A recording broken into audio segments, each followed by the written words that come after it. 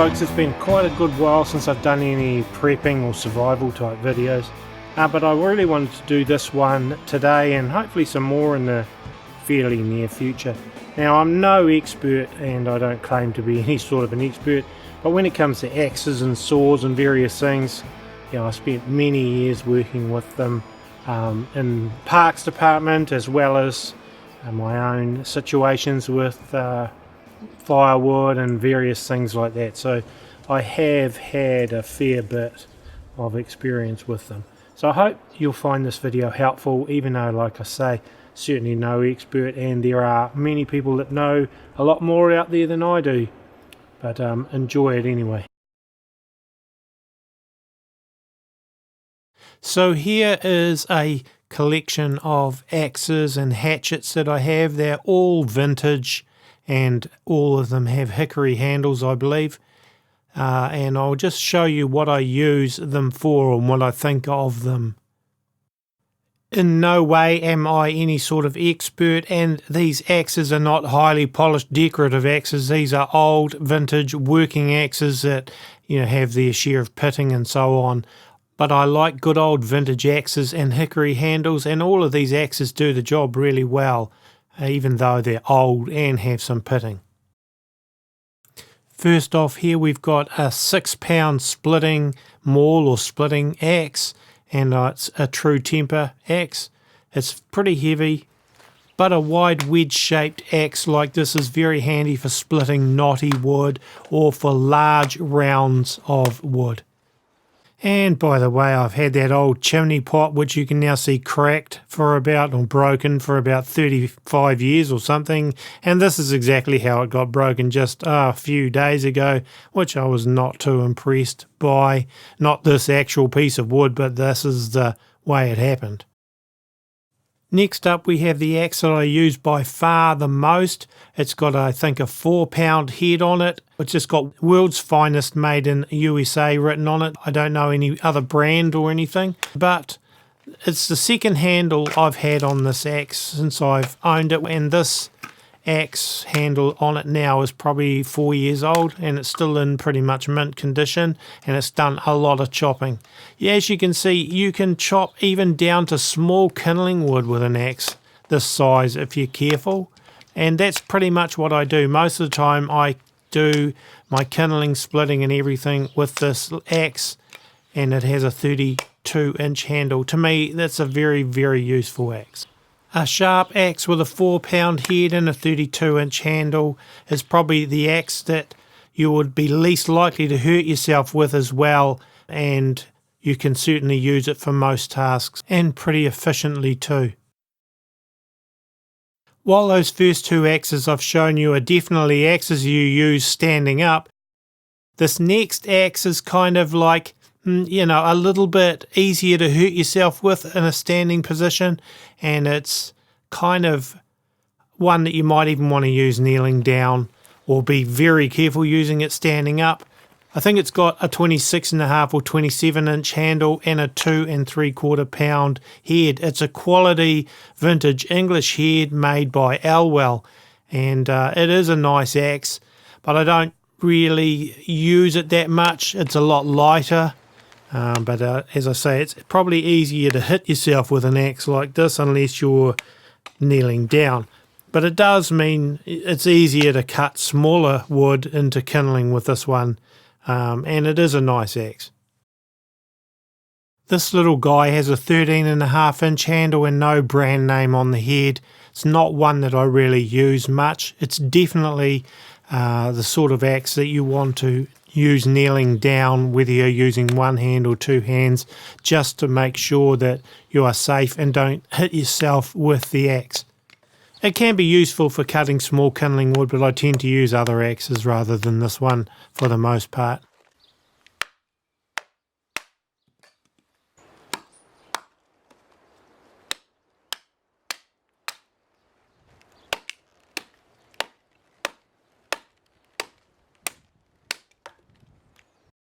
Now, I do like this little Jenks and Cattle vintage, possibly even antique hatchet. You can see it's got a very thin head and it is pretty light, made in England.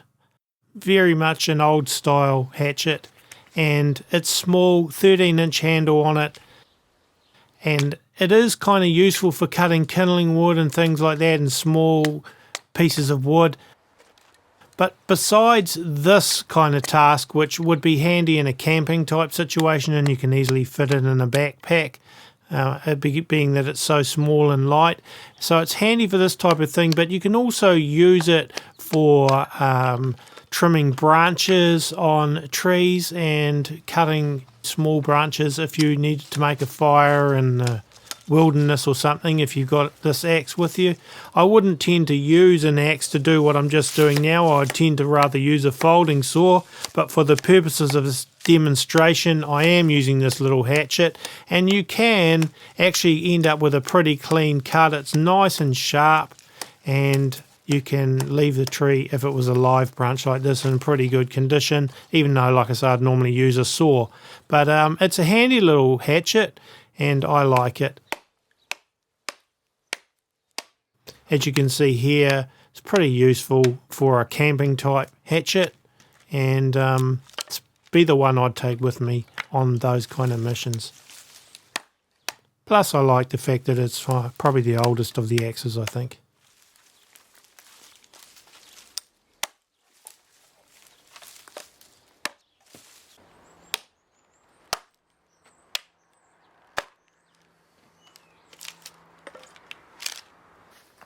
Over the course of my life, I would have used axes on many hundreds of hours, but even more than that, I would have used a folding saw.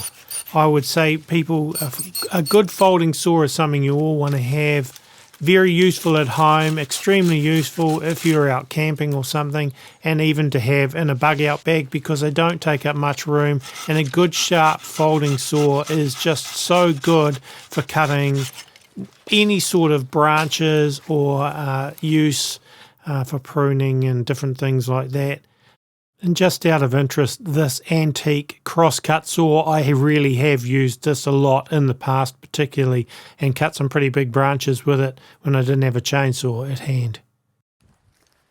Now obviously if you're going to be using axes and things and saws, you need to keep them sharp.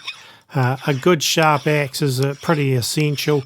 Now I'd normally prefer to do this on my workbench, but since this is an outdoor video, I'm doing it outside on my old chopping block. By the way, that chopping block has served me for about 4 winters, I think now, which is pretty amazing. It's on its last legs perhaps, but anyway. So sharpening the axe, I find using a file is the most useful tool. You can do most of it pretty efficiently with a file. In fact, you can get it sharp enough without anything else, but when sharpening the axe, file away from the sharp edge, not towards the sharp edge. I learnt the hard way when I was about 20 years old sharpening a sickle and cut my finger, which I had stitches for, and the scar is still there today after watching people doing it the wrong way. I thought this is how you do it back then.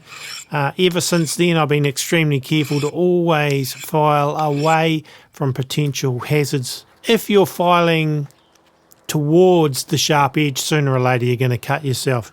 I actually prefer to wear gloves even now after that experience, which is a long time ago.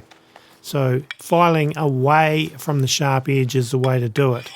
You can also use a stone to finish off the sharpening process. Here I have an oil stone. Once again, I'd normally prefer to have it mounted on my bench, but I'm doing this outside, and you can get a pretty okay job doing it outside as well. So I have used an oil stone here to finish off the sharpening process on this particular axe. But you can actually get the axe pretty sharp without even using the oil stone to finish off. Another thing is handles. If you're looking for axe with a wooden handle, and being a traditional type of guy, I actually like hickory handles or ash handles. Try and get the straightest handle that you can find, and also make sure that the grain runs vertically as much as possible. It will be the strongest axe handle. You don't want horizontal running grains, they just break in an axe handle very quickly. Okay, now another thing that's very good and important to have is a good knife. Now, while I'm no expert on axes and saws, I've spent hundreds or even thousands of hours with them, and so I know axes and saws a lot better than I do knives. I'll be honest here. I'm certainly not an expert with knives, but they are a very handy tool to have outdoors for a lot of things, and that can include shaving wood, which I'm doing here because we're going to be making a small fire, and making little wood shavings like this is going to be part of our kindling process for the fire, which we're going to do in the next little section of this video. So this is a buck 119, this knife, and it happens to be the 75th anniversary edition of the buck knife. It's a nice knife. I really like it. Not that I'm any sort of knife expert, as I said. But yep, find yourself a good knife. I'm happy with this one, and it does a pretty good job of doing my wood shaving, as well as, of course, it'll be a useful hunting knife or whatever for people that are into hunting and fishing and so on. Okay, so now we're going to make our fire, and if it's a survival situation, you've got to be innovative. So we're making our fire in a cake tin here, and we have our wood cut and we have our kindling done, and now we're going to use one of my favorite fire starting methods, and that is using a bit of Vaseline or petroleum jelly, and we're going to put that into a cotton ball, which I have in a little tin in my bag here. So that's Vaseline and a cotton ball, and we're going to stick that inside our cake tin amongst the wood filings and the little wood that we've chopped with the axe as well. And that's going to be the basis of our fire, which I'm doing here. And you can see, being innovative, I'm using coat hangers. A pair of old coat hangers is going to be part of this as well. It's going to be a quick fire because we want to be able to boil some water really quickly in our survival situation. And we're going to use my fire steel here, which this particular one has a handle made from a deer antler. And it's, I think, about a 4-inch long flint rod, which I quite like the extra length, though smaller ones do work fine as well. So we have now got our flame happening. It started quite nicely with the sparks from our fire steel. And you can see the coat hangers are actually going to be used as an innovative way to just mount this little grill which I found lying around. And sit that on top of our coat hangers. The fire's started to go quite... So it's a little bit slow, but it's starting to pick up now, as you can see. That was just from a couple of sparks. Worked quite nicely with our cotton ball and the Vaseline, and then the kindling shavings that we did. So now I've got some water for my cup of coffee. That's going to be here in this little billy.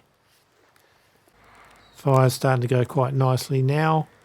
And that's without adding any more wood or anything to it. That was just straight from those sparks. I've done nothing to it since then. And it won't be too long, hopefully, and our water will boil. As I say, being innovative rather than making a big fire or a fire on the ground, sometimes, particularly if you're in a situation where you don't want to leave too much of a trace, then having something simple like this, you could be done and gone in a pretty short space of time, and nobody much even would hardly need to know you've been there.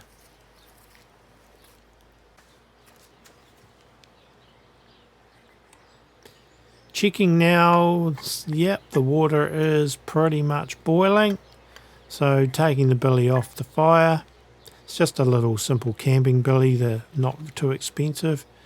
And I'm only going to do an instant coffee today, nothing too fancy, but there we go. In the cup, the water was boiling, nice and hot, and my cup of coffee will be fine because I don't mind instant coffee, to be honest. It's nice to have some other coffee, but that tastes pretty good. So there we go. Well, folks, I hope you found that helpful. And it's New Zealand, spring. Some days like winter, some days like spring. So that's why all the different get-up. Back to wearing a jacket, it's like winter again today. Anyway, don't forget to hit the like button and subscribe to our YouTube channel. And hopefully we'll catch you again with some more videos like this in the near future. Until then, God bless and have a great week.